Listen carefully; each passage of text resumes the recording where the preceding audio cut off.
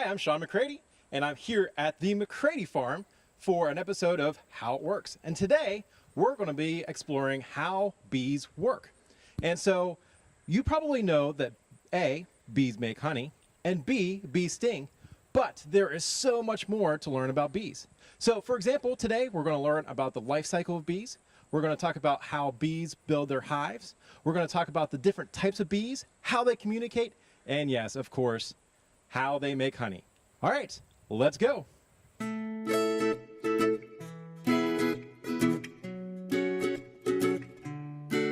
So before we go out to the actual hive, we've got to talk about the equipment that we'll use today. Now, beekeeping has been around for thousands of years, and the tools that we use have stayed relatively the same. So the very first thing that we use is actually a pry tool. Now, it's just like a tiny little crowbar, but it helps us separate the frames. It helps us unstick the boxes because bees make a lot of wax, and so you've got to get in and break away the wax so that you get to the frames. We also use a little brush to brush the bees off of the surfaces so that when we pull frames or when we are putting boxes back, the bees don't get crushed, and we want to be really gentle with the bees, so we also use a brush. One of the most iconic things that beekeepers use is the bee suit. This is a coat and veil system. Older beekeepers, you would see like the big broad hats with the veils. But this one is a coat and veil system in one. I really like this because the bees can't get up underneath the veil and sting you. And this is really important to have, as well as the beekeeper gloves that go pretty well far up the forearm, so the bees, again, can't get underneath and sting you. And then finally, the last thing we'll talk about is the smoker. Now, bees, when they get around smoke, they have a natural defense that they will bury themselves deeper and deeper into the hive. So if you have a lot of bees flying around you, what you do is you light your smoker, push out a little bit of smoke, and the bees will actually go deeper into their hive because of that natural protection instinct that they have. And that's how beekeepers kind of control the bees as they're working with them. All right, well, let's get suited up, and then we'll actually go take a look at the beehives. All right, here we are with our beehive. And as you can see, our beehive is made up of several boxes. Now, inside each of these boxes are 10 frames of honeycomb. So the different boxes also have different functions. Our first two boxes, these two bigger boxes here, these are called brood boxes. That means that the brood, or the bees' eggs and larvae, are going to be stored in these big boxes. And then our box on top is going to be where the good stuff is. That is where our honey is, and this is called a honey super. Now, you may see some beehives that have multiple brood boxes. You might have 3 or 4, and you might even have 3 or 4 or even 5 or 6 honey supers as well. But right now, we just have the one honey super on. So let's take a closer look. All right, so now we got a little smoke out of our smoker here. And we're getting ready to actually go into the hive. So what I'm going to be doing is getting a little smoke going here. And then I'm going to take the top honey super off so we can get into the first brood box. And so bees are actually pretty amazing. They make their own wax. And when they make their own wax, what they do with it, or one of the things that they do with it, is build their comb. But the other thing they do with it is they actually will seal up their boxes so that they are completely weatherproof, so no water can get inside the boxes, and it makes sure that no cold air gets in there, and it completely weatherizes the bee boxes. All right, now you can see the different frames that are in the hive, and we see lots and lots of bees here. They're coming in, coming out, and so let's go ahead and pull one of these out and see what we can see in these. So as you can see, I have to use the hive tool to kind of break up this wax a little bit before I can even get these frames out, because they are very, very well almost glued into the boxes because of the wax that the bees make. And the bees make this wax in special glands that they have in the back end of the bodies, and they excrete that wax and they have to use it. And so they'll build comb all year long, especially during the spring. So we're just going to use this hive tool, and as soon as I pull this out, you're going to hear a lot of bees buzzing around me because they're not going to be real happy that I'm taking this out.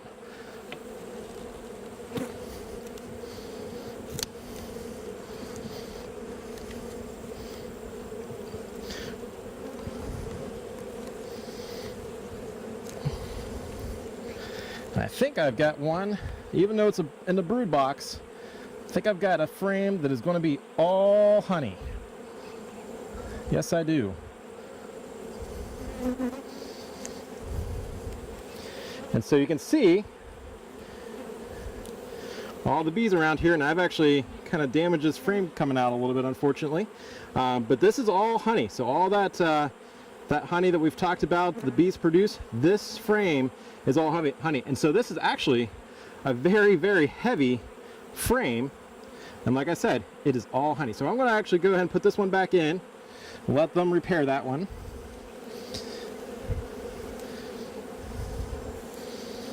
Let me see if I can pick out one that has maybe a little more brood. If not, I might have to actually jump down into the lower box to show you guys a little bit of brood.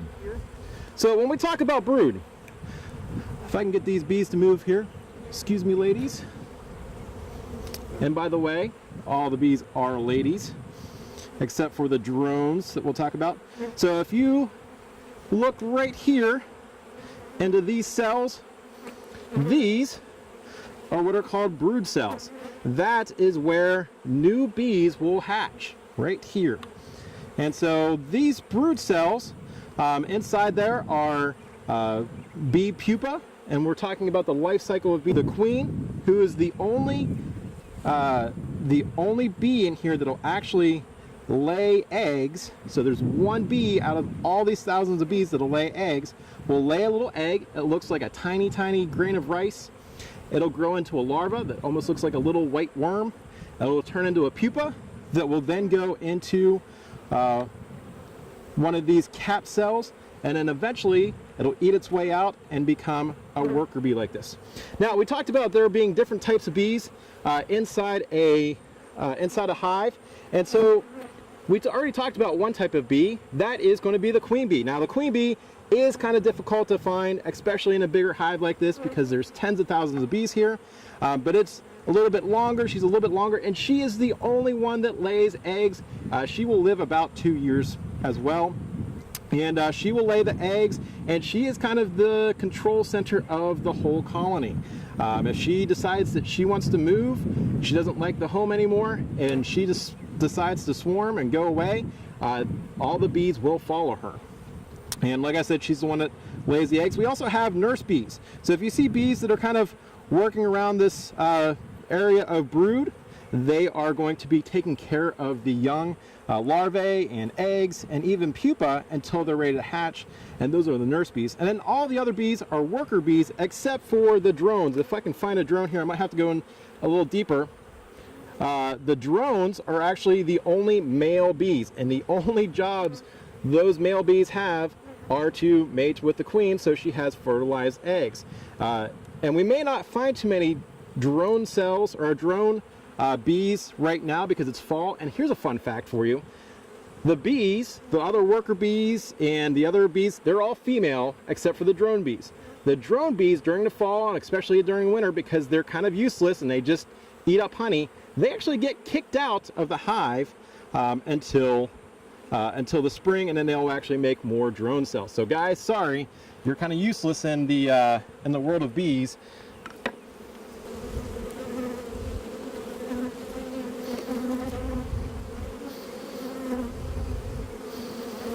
Nope. So this one actually is an empty frame. Looks like they've maybe eaten some of the honey that was in it already. But I want to talk about the honeycomb, because you can actually see the honeycomb really well right now. And you'll notice the honeycomb is actually all made of wax. And so the bees will make the honeycomb themselves out of the wax, out of their wax glands. And then they build it up until they're going to be long enough to store either honey, or the queen lays eggs into it, or they have pupa and larvae in there. Now, one thing that's interesting about these honeycombs, if you notice, the shape is completely the same in any single frame that we have in these honey boxes, and they're all hexagons. Now, you might ask, why hexagons? Why not circles or squares or triangles? And the answer is the hexagon is actually the most efficient shape in the world. So you can fit the most amount of stuff in there and still have a lot of very strong structure. Now, how bees know that? I have no idea. And scientists don't really know how they came up with those perfect hexagons, but if you notice, any frame that I pull out is going to have a very, very similar structure, and they're all going to be those hexagons. All right, so let's go ahead and put these in here, and we'll talk a little bit about the honey. All right, so now we're ready to take a look at our honey and probably take a little bit of honey off today as well.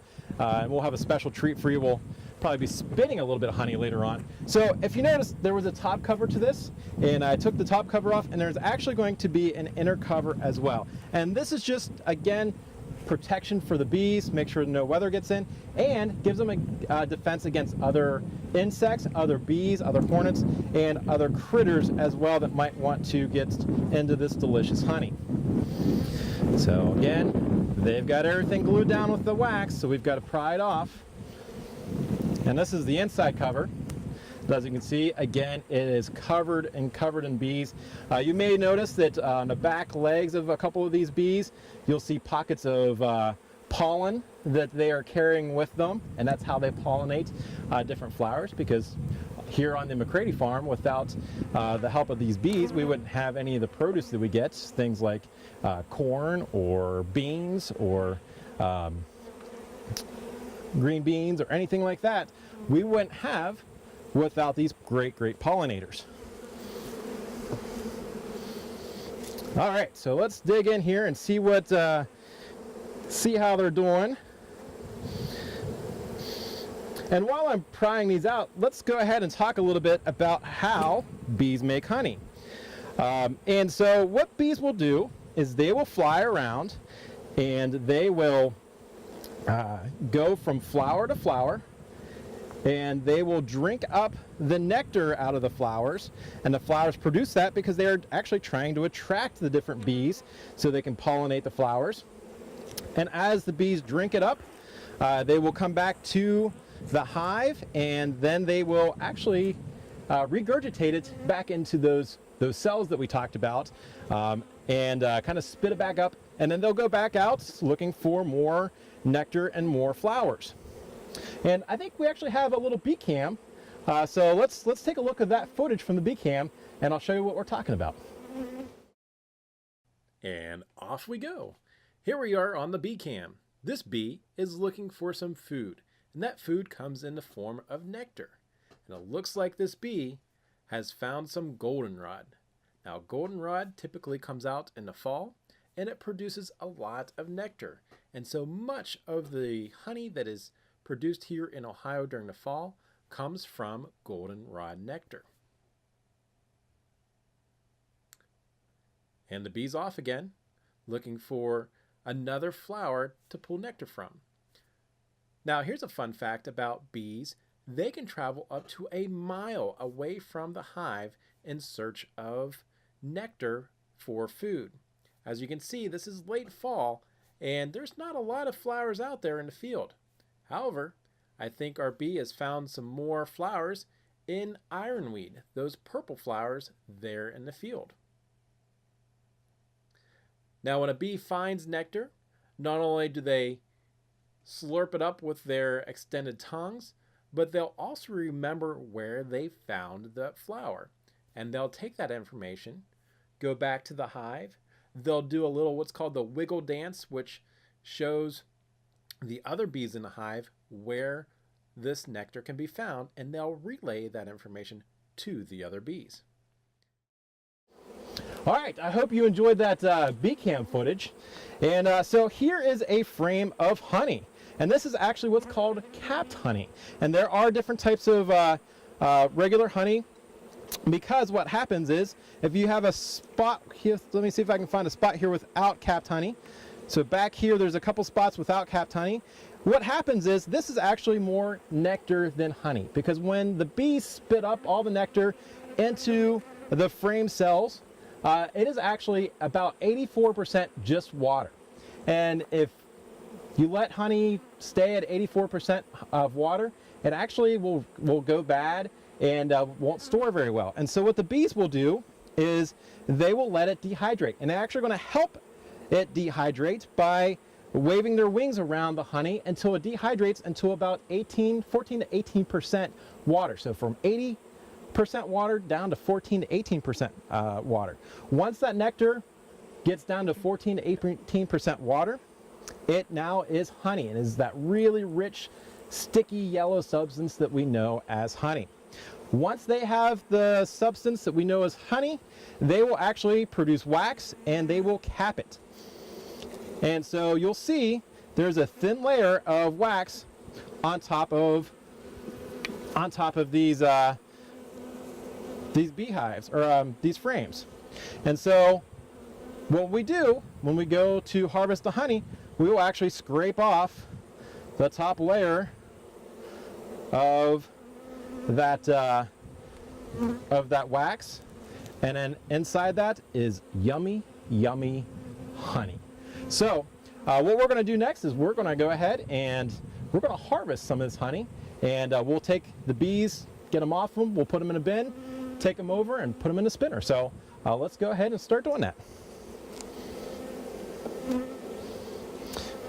And we're always really gentle with the bees. We're going to brush them off as gently as we can back in their home.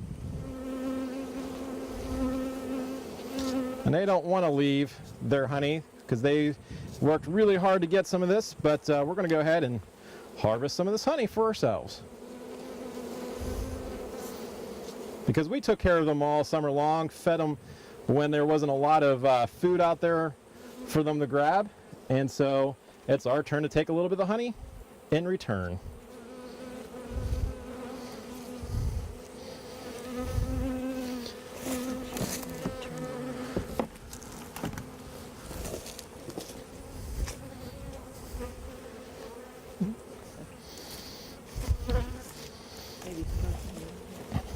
I'm going to smoke them a little bit more here.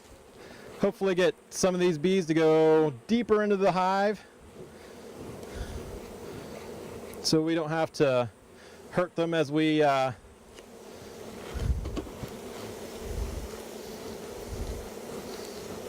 pull the honey. And if you notice, after I smoked them, there's definitely not nearly as many bees, because again, they have that natural reflex that they smell smoke in the air and they're going to retreat deeper and deeper into the hive.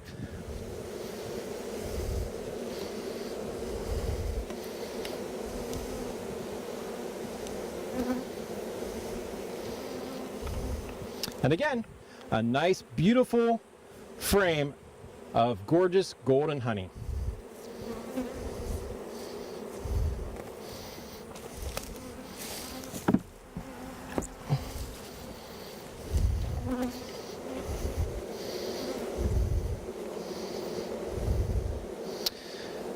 So remember, kids, if you see in your neighborhood, because actually urban beekeeping is actually becoming more and more popular, if you see white boxes or boxes like this where bees are going in and out, the bees themselves, unless you bother them, generally they won't hurt you, but don't go messing with the boxes or they will sting you.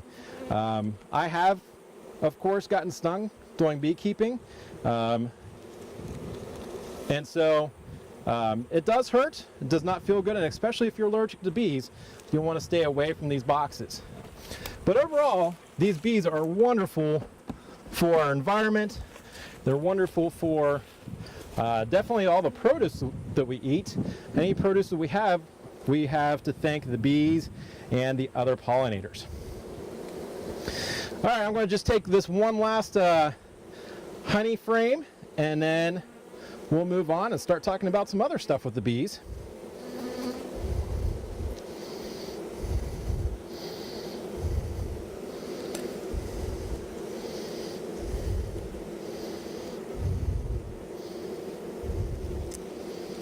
And over here, I'm going to put this one back, because over here you'll actually see some uncapped honey. And they are still working on that. And so you'll see them kind of working over top of it.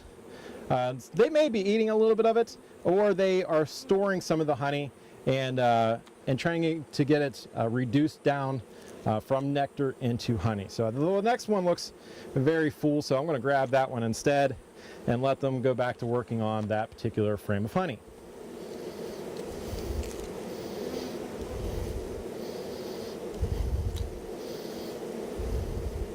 All right, this one looks perfect, and it is capped from end to end. Beautiful. And again, these are the bees. That's how they work. They take all of those cells that they put in the frame and they fill it with honey. They get it down to the right mixture of the right dehydration of nectar. When it becomes honey, they'll cap it so it's ready to go.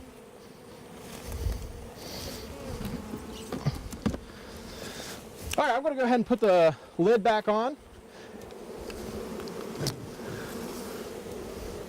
so we can see we've got lots and lots of bees on here. I'm going to just gently brush them back into their box so I don't squish them when I put the lid back on. I'm going to put the lid on there gently so that way they can move out of the way. Might smoke them a little bit more because they're getting a little angry. We've spent a lot of time in those hives, so they're getting a little angry. So we'll smoke them a little bit, have them retreat back into their hives. No big deal.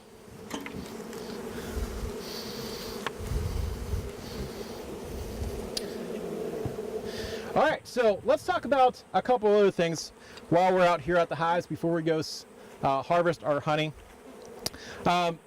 You may think that bees are just dumb animals and they don't talk to each other, but they actually do a great deal of communication with other bees. We talked about the queen. The queen actually releases a pheromone, a very special pheromone that is unique to her. So if bees are flying around and they kind of get lost, they can actually smell the pheromone coming from the hive and realize, hey, that's my hive, that's my home, that's what I've got to protect, and they know that they can go there.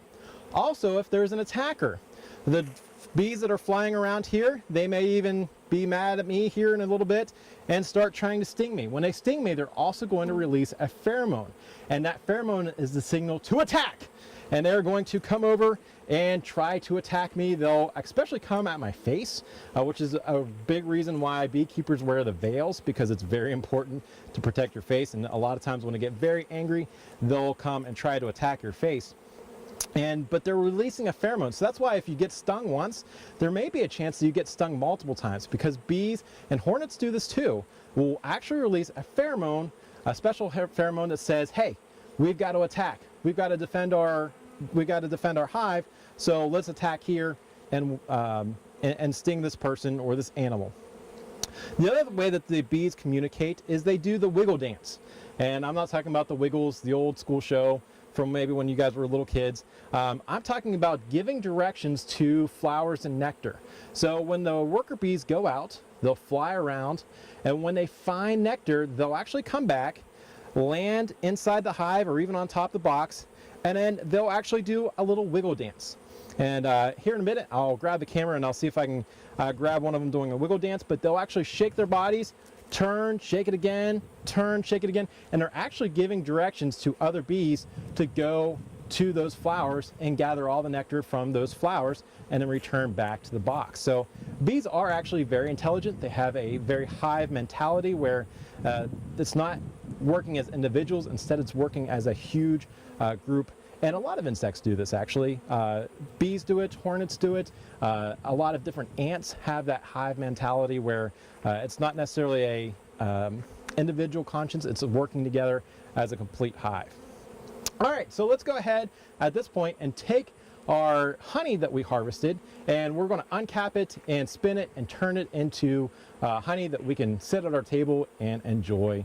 So let's go ahead and go.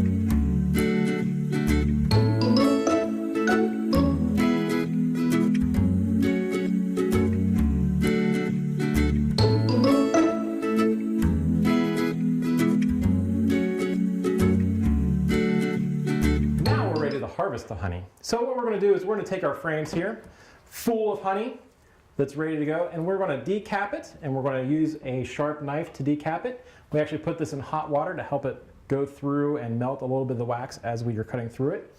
We'll take the cappings, and we're not going to just put those to waste. We're actually going to put those in a strainer, let those strain out, and then we'll give the wax and the leftover honey back to the bees as well.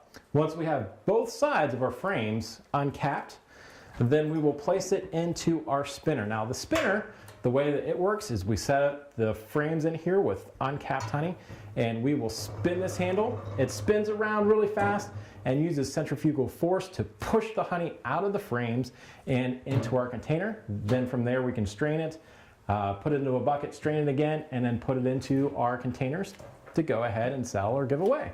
All right, so let's go ahead and start with our decapping. So let me go ahead and take a frame here, and I'm just going to lay it across here, and I'm going to take my knife and just very carefully I'm going to work, and I'm just going to take the very top layer of these cappings off using my knife, and then I'm going to take my cappings and put it into the strainer. Now this is very sticky work, and so that's one of the reasons I'm wearing gloves today, is just because I don't want to get all sticky, but it never fails. You end up getting very sticky. But that's okay, because with all that stickiness comes with all the yumminess that you get out of the honey. So this wax, it's actually pretty edible. Some people, like my grandfather, almost would use it as a chewing gum. Then also you'll see a lot of times people will sell honey actually in cut up comb. So this is all honeycomb cappings that I am cutting off. So that came off really nice for us. So that side's now uncapped, but we have to do the other side still. So we're going to work fast so it doesn't drip out the other end.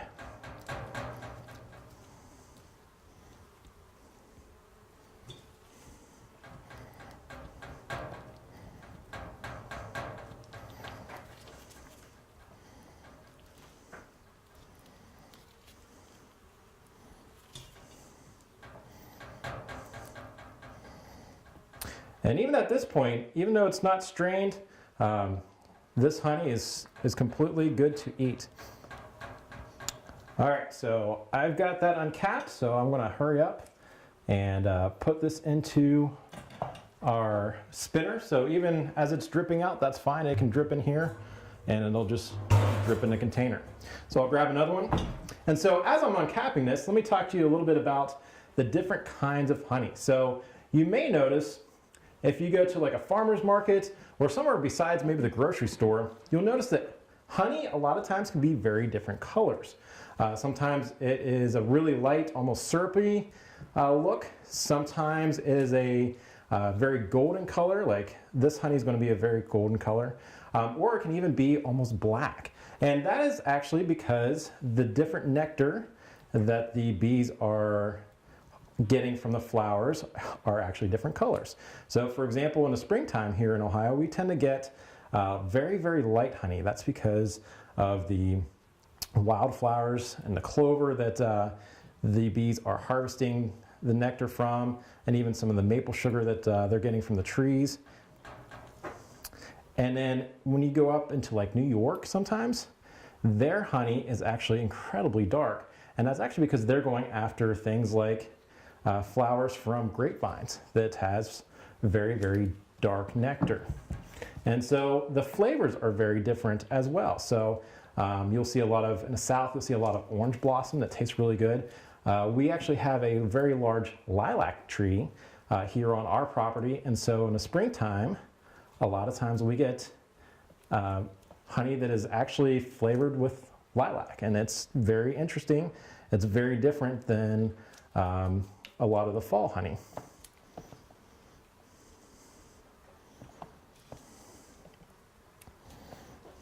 All right, so I am just about done with this one, and I will get this back into the spinner as well.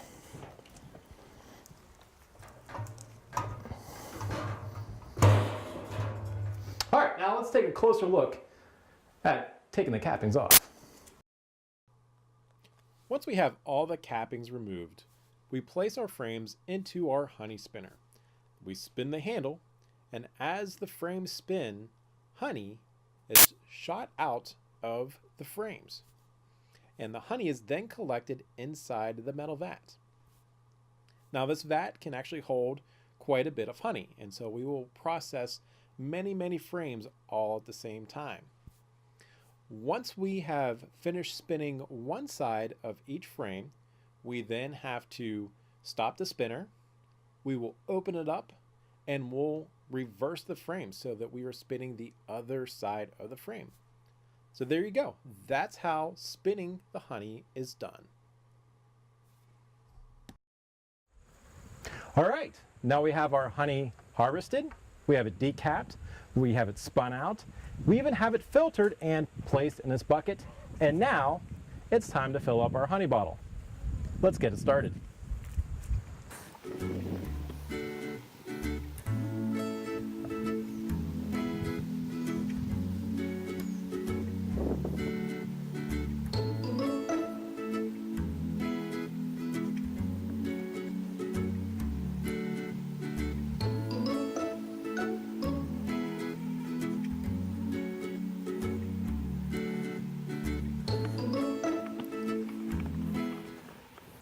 All right, and there you have it.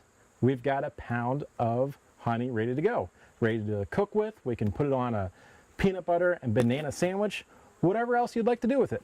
It's all ready to go.